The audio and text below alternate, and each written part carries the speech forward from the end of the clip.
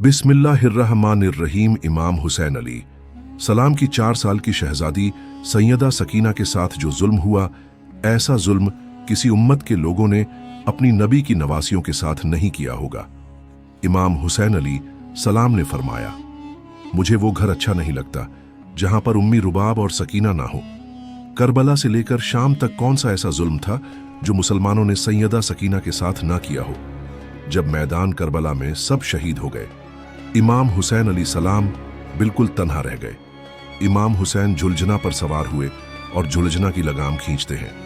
कई बार लगाम खींची गई मगर झुलझना आगे नहीं बढ़ पा रहा था। अपने सर को झुकाए अपने कदमों की तरफ देख रहा था। मौला हुसैन घोड़े से नीचे उठकर देखते हैं कि शहजादी सकीना झुलझना के कदमों से लिपट कर कहती है, ऐ झुलझना, मेरे बाबा को लेकर ना आ जाओ। जो कोई भी घोड़े पर सवार होकर मैदान करबला की तरफ गया, वह वापस लौटकर नहीं आया और अपने बाबा से लिपट कर रोने लगती है। इमाम हुसैन शहजादी सकीना से बहुत प्यार करते हैं और 4 साल की मासूम बच्ची को सैयदा ज़ैनब के हवाले कर देते हैं। सैयदा ज़ैनब और सैयदा उम्मे कुलसूम और तमाम अहले हरम इमाम हुसैन से लिपट कर रोने लगी। इमाम हुसैन की रुखसत पर एक कयामत का समा गया, एक कोहराम मच गया था। बिलखिर इमाम हुसैन ने इतमाम हुज्जत के बाद ऐसी जंग लड़ी कि यजीदी फौज मैदान छोड़कर भागने लगी। यहां तक कि यजीदी फौज दनेल पीछे हो गई। नबी का नवासा इमाम हुसैन अलसलाम जख्मों से चूर चूर झुलझना पर सवार है। कहीं से आवाज वैब आई, ए हुसैन, मैं तुझसे राजी हूं, तू भी मुझसे राजी हो जा। बस हुक्म खुदाबंदी पाकर इमाम हुसैन ने जुल्फकार को मयान में रखा। इतने में सारी यजीद फौज ने आप पर एक साथ हमला कर दिया। स्नान इब्ने अनस ने एक ऐसा निजा मारा कि आप घोड़े से जमीन की तरफ गिरने लगे। इतने में लाटे हरमला ने आपकी पेशानी पर एक ऐसा तीर मारा कि आप जमीन पर गिर गए। आपके गिरते ही मैदान करबला में जलजला आ गया। आपके गिरते ही अर्श खुदा बंदे हिल गया, दीवार काबा बैठ गई। अल्लाहू अकबर। जैसे ही इमाम हुसैन जमीन पर गिरे, सैयदा सकीना रोती हुई उठी। खमों में सैयदा सकीना ने बीबी ज़ैनब से पूछा, फूफी, अम्मा बाबा कहाँ हैं? शहजादी ज़ैनब ने रोते हुए बताया कि अभी जंग से जमीन पर आ गए हैं। सैयदा सकीना दौड़ते हुए मैदान करबला की तरफ गई। हर तरफ यजीदी लश्कर था। सैयदा सकीना ने लोगों से पूछा कि मेरे बाबा कहाँ हैं? इनमें से एक जालिम बोला, तुम्हारे बाबा का नाम क्या है?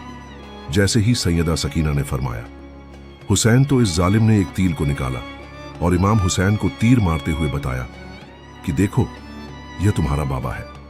सैयदा सकीना दौड़ते हुए अपने बाबा तक पहुंची।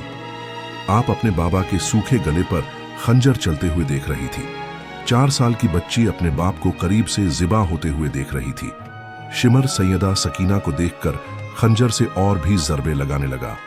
इमाम हुसैन की गर्दन पर 13 ज़रबे लगाई शिमर मलून ने दिखा दिखाकर बीबी सकीना को इमाम हुसैन की गर्दन पर मारने लगा। इमाम हुसैन की शहादत के बाद जालिमों ने जिस्मों पर घोड़े डुलाए और खेमों में आग लगा दी। अहले हरम को कैद कर लिया गया। करबला के बाद एक मर्तबा एक शख्स ने मदीने में इमाम जैनुल आबदीन से पूछा, ऐ नब्बासा रसूल, बस इतना बता दीजिए कि जब पहली मर्तबा खमों में आग लगाई तो छोटे छोटे बच्चे कैसे रहमों से बाहर निकले? सैयद सज्जाद के हाथ में तस्बीह थी।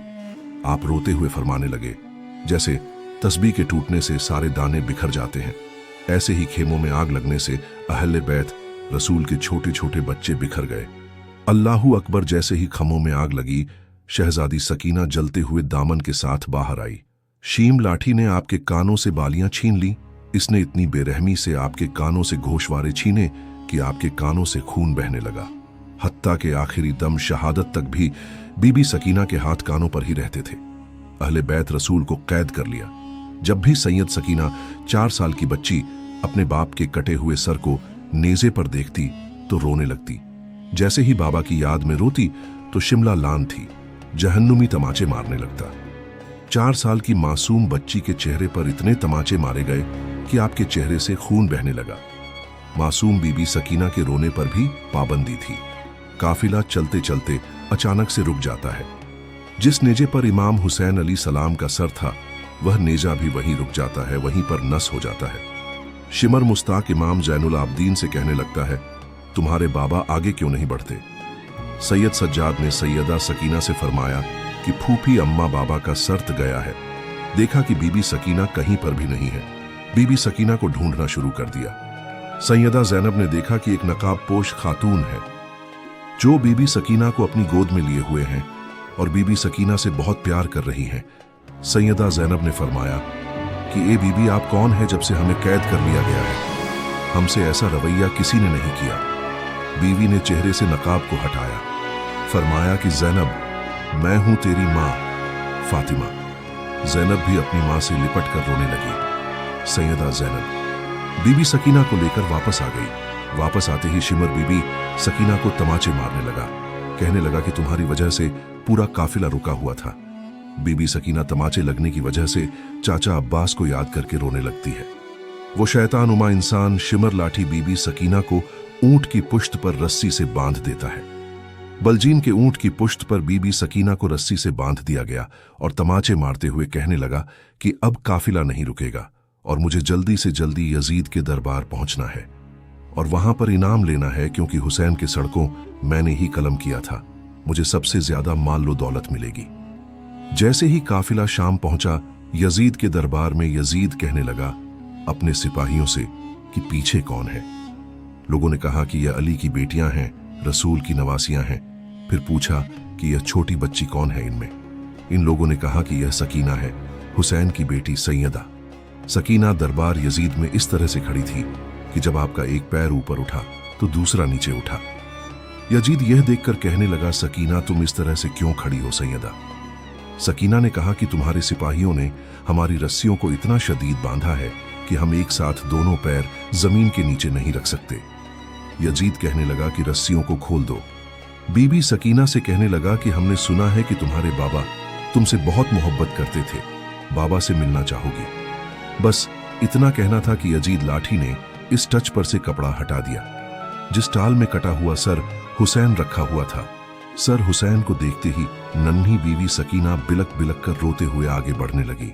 यजीद कहने लगा कि ऐसे नहीं सकीना, मैं तुम्हारी मोहब्बत का इम्तिहान लूंगा, तुम वहीं से पुकारो, देखते हैं कि तुम्हारे बाबा खुद तुम्हारे पास आएंगे या नहीं।